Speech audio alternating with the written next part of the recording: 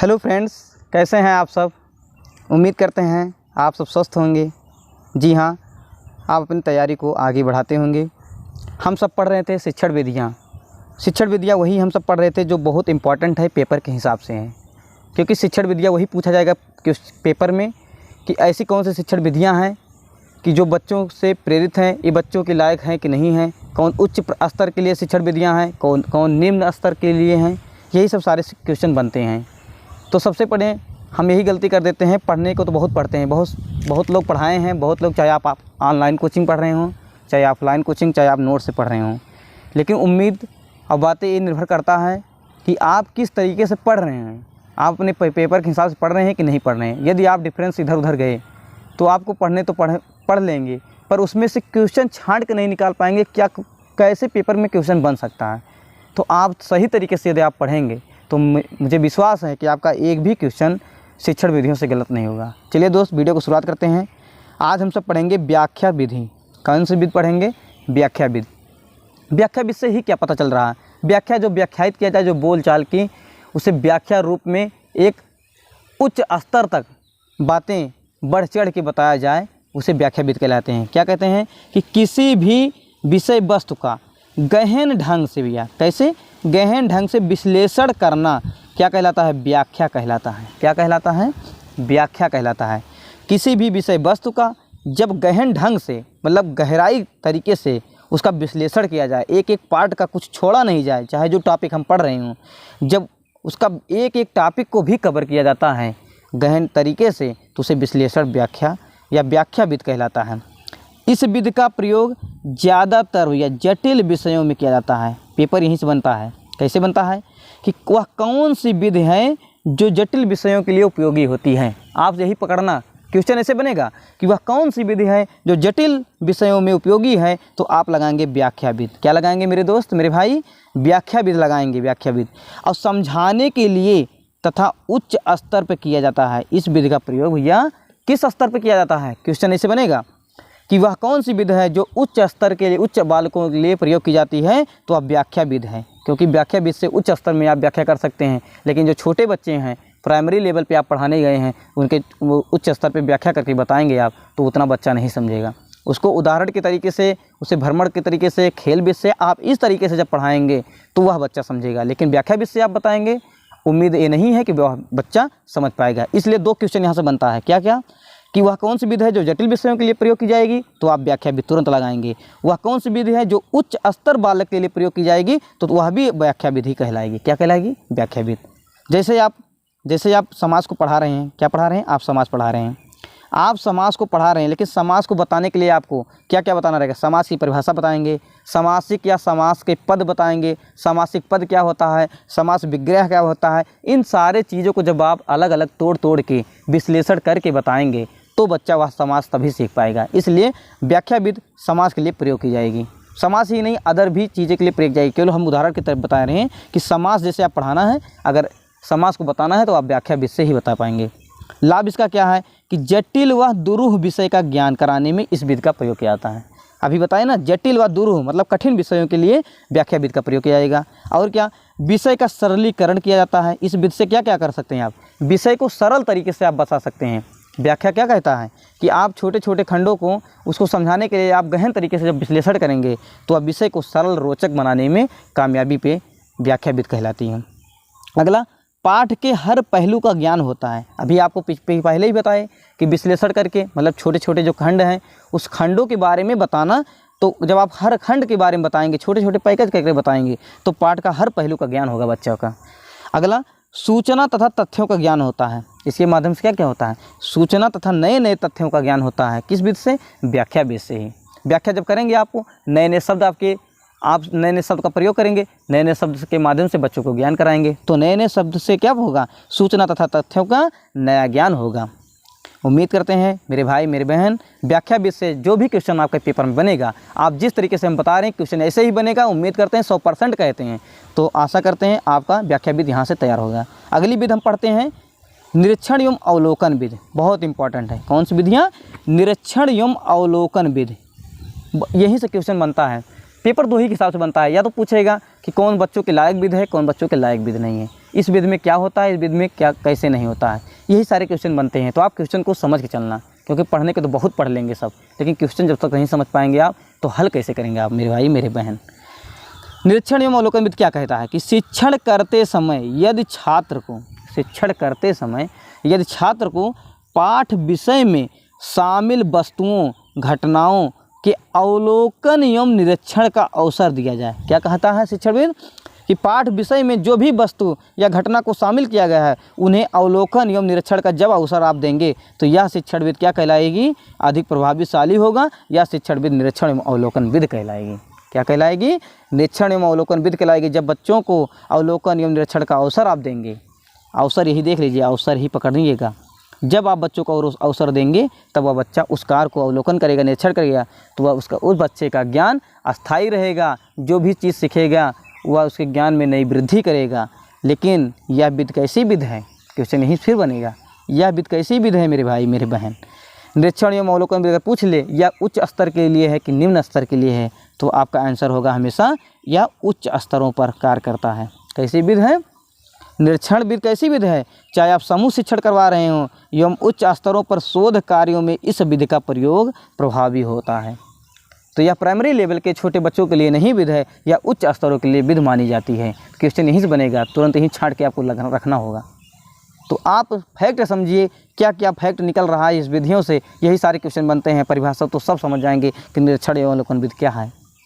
तो जब भी पूछेगा निरीक्षण एवं अवलोकन विध कैसी विध है, तो या उच्च स्तर बालकों के लिए है, या कैसी विध है, या समूह शिक्षण में करवाई गई विध है, या इससे बच्चों को अवसर दिया जाना चाहिए। जब उच्च स्तर के बालक को अवसर आप देंगे तो बच्चा निरीक्षण करेगा, अवलोकन करेगा, नए नए ज्ञान सीखेगा। लेकिन छोटे बच्चों को निरीक्षण या अवसर करने के लिए आप कहेंगे तो बच्चा उतना बौद्धिक विकास नहीं है कि वह निरीक्षण कर पाएगा। उम्मीद करते हैं दोस्त, मेरे भाई मेरे बहन, जो भी क्वेश्चन यहाँ से बनेंगे आपको उम्मीद करते हैं, आशा करते हैं समझ में आया होगा। अगला पढ़ते हैं हम सब। अगली विध क्या है हमारा, उदाहरण विध है। क्या विध है, उदाहरण विध।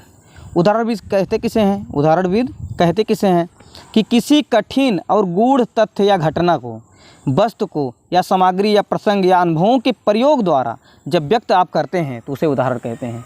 क्या कहते हैं, जब किसी भी उदाहरण के तरीके को, जब आप कोई घटना है या वस्तु है या सामग्री है या प्रसंग है या अनुभव के द्वारा जब आप बच्चों के सामने प्रस्तुत करते हैं, उस तरीके से बच्चों को पढ़ाने के लिए आप अग्रसित होते हैं, तो वह बच्चा जल्द से जल्द सीखता है। किसके माध्यम से, उदाहरण के माध्यम से। जैसे आप किसी चीज़ बता रहे हैं, आपको उदाहरण देकर बताएं, पेड़ पत्तियों के बारे में बताना है आपको, तुरंत बताइए इसका पत्ती ऐसा है, इसकी ऐसे टहनियाँ हैं, ऐसे सब कुछ हैं, तो आप उसके बारे में जब पूरा विस्तृत रूप से उदाहरण देकर आप समझाएंगे, वह बच्चा सरल तरीके से वह ज्ञान अर्जित कर पाएगा। क्योंकि एस के कोचर महोदय जी कहते हैं, एस के कोचर महोदय जी क्या कहते हैं कि उदाहरण का अभिप्राय प्रतिमान, चित्र तथा चार्ट आदि वस्तुओं से है। किससे है, उदाहरण का अभिप्राय है कि प्रतिमान, चित्र, चार्ट आदि वस्तुओं से है जो क्लिष्ट विचारों का वर्णन करते हैं, मतलब जो कठिन विचारों का वर्णन करते हैं और उसकी प्रक्रिया में उन पर विशेष प्रकाश डालकर उन्हें आसान बनाते हैं। मतलब उदाहरण के माध्यम से वह प्रक्रिया व शिक्षण प्रक्रिया को, वस्तुओं को बच्चों के समक्ष सरल तरीके से प्रस्तुत करते हैं। किसके माध्यम से, उदाहरण के माध्यम से। ये सीखने वालों की भावनाओं और तथा कल्पनाओं को प्रेरित करते हैं। जब बच्चों के सामने उदाहरण दोगे, अच्छे अच्छे उदाहरण दोगे, तो बच्चा सीखने में अग्रसित होगा, वह सक्रिय रूप से शिक्षक के सामने भागीदारी निभाएगा अपना, वह निष्क्रिय नहीं रहेगा, पढ़ने में वह आगे रहेगा हमेशा। तो बच्चों को बोरियत नहीं लगना चाहिए। आप उदाहरण के माध्यम से यदि बच्चों को सिखाते हैं तो बच्चा ज़रूर से सीखेगा। उम्मीद करते हैं मेरे भाई मेरे बहन, आपका उदाहरण विध में जो भी क्वेश्चन आएगा आप यहाँ से कवर कर पाएंगे। अगली विध देख लेते हैं, खेल विध। अगली विध हमारा कौन सी है, खेल विध। खेल विध के जनक कौन है, डेविड काल्डवेल कुक हैं। कौन है, डेविड काल्डवेल कुक हैं इसके जनक या प्रतिपादक। तो जो भाई बहन वीडियो नहीं देखे हैं, 40 महत्वपूर्ण शिक्षण विधियाँ ऐसी हैं जिसका प्रतिपादक, उनके नाम, जनक, सबकी वीडियो बना के आप प्ले लिस्ट में डाल दिए हैं। जो भाई बहन नहीं देखे हैं वो जाके देख सकते हैं। तो खेल विध के जनक जब भी पूछेगा तो आप डेविड काल्डवेल कुक लगाएंगे। और ह्यूजेज के अनुसार देख लेते हैं क्या है खेल विधि। ह्यूजेज जी कहते हैं कि वह विधि जो बालकों को उसी उत्साह से सीखने की क्षमता देती है। क्या कहती है, बालकों को उसी उत्साह से सीखने की क्षमता देती है जो उनमें स्वाभाविक रूप में पाई जाती है। तो वह क्या कहलाती है, वह खेल विध कहलाती है। क्या कहलाती है, वह खेल विद कहलाती है। मतलब जब भी कहेगा कि उसी उत्साह से सीखने में बच्चों को क्षमता देती है, तुरंत समझ जाना इसके कोचर जी कह रहे हैं, मतलब कोच जी कह रहे हैं। मतलब ह्यूजेज के अनुसार, किसके अनुसार? ह्यूजेज के अनुसार कि बालक को उसी उत्साह से सीखने की क्षमता अगर देती है तो जो उनमें स्वाभाविक रूप में पाई जाती है तो वह कैसी विद कहलाती है? तो वह खेल विद कहलाती है मेरे दोस्त। किसके अनुसार? ह्यूजेज के अनुसार। आप भूलना नहीं, परिभाषा पेपर में पूछा जाता है।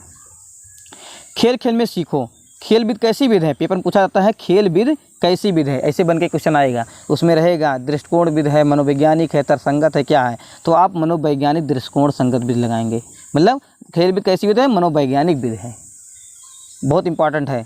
खेल खेल विद से शिक्षण करते समय हम परिवेश में, मतलब अपने चारों तरफ परिवेश में, परिवेश समझ रहे हैं आप, उपलब्ध सामग्री का प्रयोग करें। मतलब खेल विद में शिक्षण करते समय जब भी आप अपने परिवेश में उपलब्ध सामग्री का प्रयोग करें और अभिनय को शामिल कर दें तो शिक्षण जीवन से सहसंबंधित होगा और रुचिकर हो जाएगा। मतलब क्या हुआ कि आप कक्षा रूम में पढ़ा रहे हैं, आपके परिवेश में, आपके विद्यालय में जो परिवेश में सब कुछ है, उस परिवेश में जो उपलब्ध सामग्री है उसका प्रयोग करें आप, चाहे जो टीचर हो। और अभिनय को अगर शामिल कर देते हैं तो शिक्षण जीवन से संबंध स्थापित हो जाएगा। मतलब जीवन से उसके जुड़ जाएगा, दैनिक जीवन से जुड़ेगा और शिक्षण कार्य रुचिकर हो जाएगा, जिससे बच्चा अच्छी तरह से सीख पाएगा।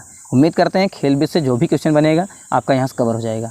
अगली विद देख लेते हैं हम सब, प्रयोगात्मक विद। बहुत इंपॉर्टेंट है प्रयोगात्मक विद, क्योंकि यह विद, अब ऐसी विधियाँ चल रही हैं जो आप पढ़ रहे हैं हम सब, वह कैसी विधियाँ चल रही हैं? सब निम्न स्तर विधियाँ, सब बालकों के प्राइमरी लेवल की विधियाँ चल रही हैं। तो कैसी कौन विधियाँ? प्रायोगिक विद। प्रायोगिक विद कैसी विध है? जिस विध में प्रयोग करके सिखाया जाए, भैया यही इंपॉर्टेंट है। जिस विध में प्रयोग करके सिखाया जाए वह कैसी विध कहलाती है? वह प्रयोगात्मक विध कहलाती है। जिसमें बच्चा प्रयोग करके सीखेगा, अवसर प्रदान आप उसे करेंगे, वो बच्चा अपने माध्यम से सीखेगा, करके सीखेगा तो वह बच्चा स्थायी रूप से ज्ञान अर्जित करेगा। तो कैसी विधियाँ हैं? प्रयोगात्मक विध कहलाती है। इस विध का भैया आधार क्या है? इस विध का आधार वैज्ञानिकता है एवं तार्किकता है। कैसा है? वैज्ञानिकता है एवं तार्किकता है। इस विध में कैसे कर सकते हैं? इस विध में प्रयोग द्वारा शिक्षण करने से, इस विध में प्रयोग द्वारा शिक्षण करने से जो भी छात्र रहेगा वह सक्रिय एवं एकाग्र रहते हैं। मतलब छात्र हमेशा, जब प्रयोगात्मक विध से आप पढ़ाएंगे बच्चों को तो छात्र हमेशा सक्रिय रहेगा और एकाग्र रहेगा। तो पेपर में पूछा जाता है कि वह कौन सी विध है जिसमें छात्र हमेशा सक्रिय एवं एकाग्र रहते हैं, तो आप प्रयोगात्मक विध लगाएंगे। अगला पॉइंट देख लेते हैं, स्वयं करके सीखने का। इसमें क्या होता है भैया? स्वयं करके सीखने का अवसर होने से अधिगम अस्थायी होता है। अभी आपको बताइए ना, जब बच्चा प्रयोगात्मक विधि से पढ़ाएंगे आपको, बच्चा स्वयं करके सीखेगा, सीखने का अवसर उसे मिलेगा, तो उसका अधिगम भैया कैसा होगा? अस्थायी होगा भैया। कैसा होगा? अस्थायी होगा। उसका ज्ञान अस्थायी रूप से होगा, उसे समझ में आएगा, वह रुचिकर होगा, वह पढ़ाई से कतराएगा नहीं, उसका मन लगेगा उस पढ़ाई में। तो इस विध में अगला पॉइंट देख लेते हैं। इस विध में भैया, इस विध में बालक की समस्त इंद्रियां सक्रिय रहती हैं। इंद्रियां मतलब समझ रहे हैं ना, आँख, कान, नाक, जीभ, त्वचा, ये सब जो है, ये सारी इंद्रियां बच्चे का, समस्त इंद्रियां जो भी पाई जाएंगी वह बच्चा हमेशा सक्रिय रूप से रहेगा। इंद्रियां सक्रिय रहेगा तो वह बच्चा सही ज्ञान सीखेगा, जो भी सीखेगा वह स्थायी रहेगा। इससे लाभ देख लेते हैं, प्रयोगात्मक से लाभ क्या क्या है।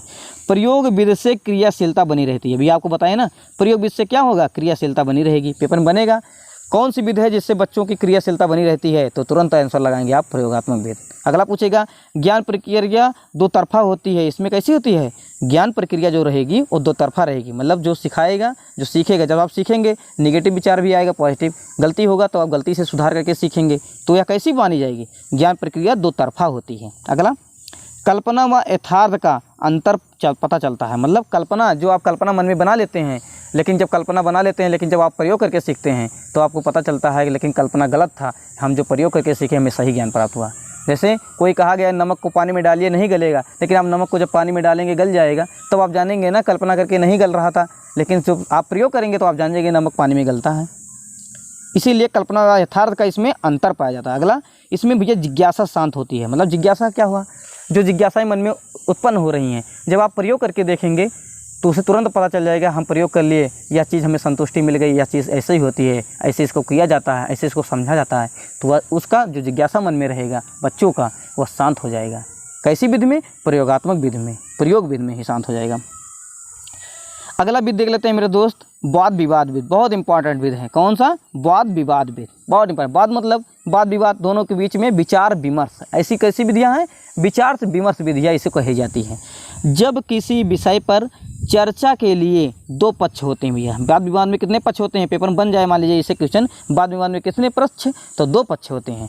तो जब किसी विषय पर चर्चा के लिए दो पक्ष होते हैं और उनके अलग अलग मत होते हैं, कैसे मत होते हैं, अलग अलग मत होंगे। जब दो पक्ष रहेंगे तो अलग अलग मत जरूर होगा। तो दोनों की चर्चा के बाद निष्कर्ष निकाला जाता है। क्या निकाला जाता है, दोनों के बाद दोनों पक्षों का निष्कर्ष निकाला जाता है और इसी विधि को वाद विवाद विधि कहते हैं। इसी विधि को क्या कहते हैं, वाद विवाद विधि कहते हैं या विचार विमर्श विधि कहते हैं।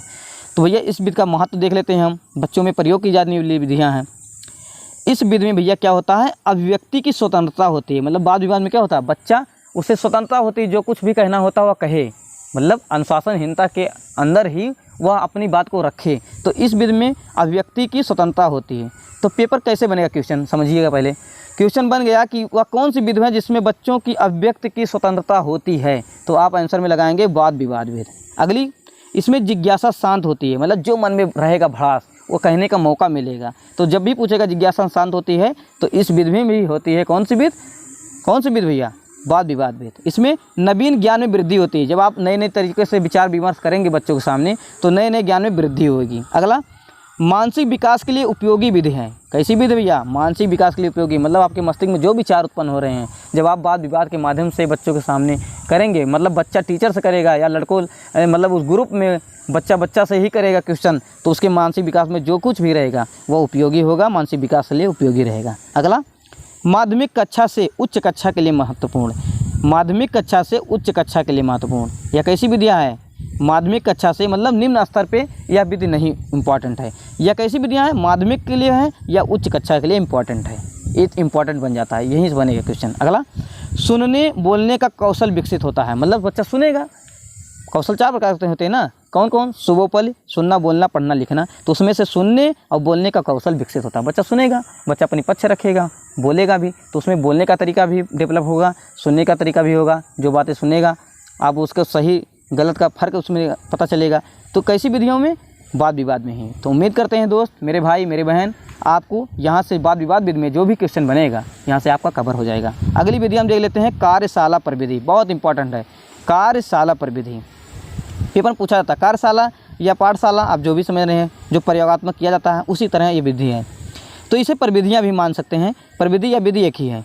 कार्यशाला वह प्रविधि है जिसमें छात्र वास्तविक रूप से सक्रिय रहकर, कैसा रहकर, छात्र हमेशा सक्रिय रहकर कार्य करते हैं और अपने व समूह के सदस्यों के अनुभवों के पारस्परिक, मतलब पारस्परिक साथ में आदान प्रदान के द्वारा किसी विषय की जानकारी प्राप्त करता है।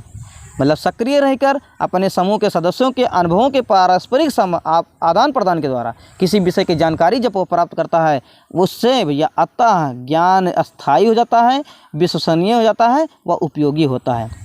जब आप प्रयोग करेंगे, कार्यशाला में जाएंगे, पाठशाला में आप प्रयोग कर रहे हैं, आदान प्रदान के द्वारा विषय की जानकारी कर रहे हैं, तो वह ज्ञान स्थायी होगा और वह विश्वसनीय होगा, उपयोगी होगा। जब आप खुद प्रयोग कर रहे रहेंगे वैसे ही आप उससे संतुष्ट रहेंगे।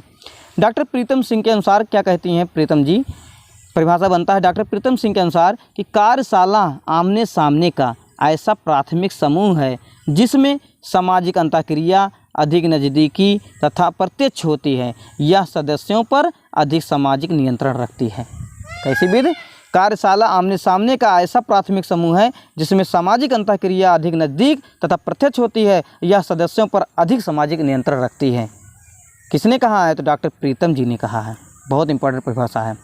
कार्यशाला विधि के उद्देश्य देख लेते हैं, बहुत इंपॉर्टेंट है। कार्यशाला विधि के उद्देश्य, ज्ञानात्मक उद्देश्य पहले देख लेते हैं। शिक्षण संबंधी समस्याओं का समाधान खोजना। ज्ञानात्मक उद्देश्य में कार्यशाला के माध्यम से आप शिक्षण संबंधी जो भी समस्या रहेगी वह समाधान उससे खोज सकते हैं आप।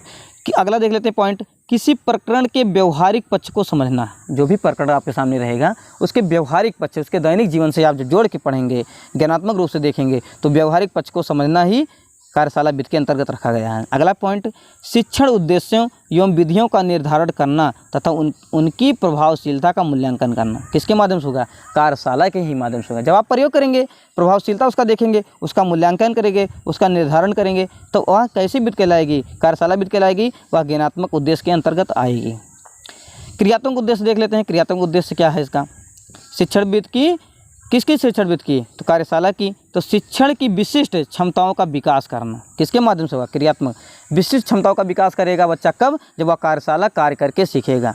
तो क्रियात्मक उद्देश्य में आएगा शिक्षण की विशिष्ट क्षमताओं का विकास करना, क्रियात्मक उद्देश्य। अगला पॉइंट, समूह के कार्य करने व सहयोग की भावना का विकास करना।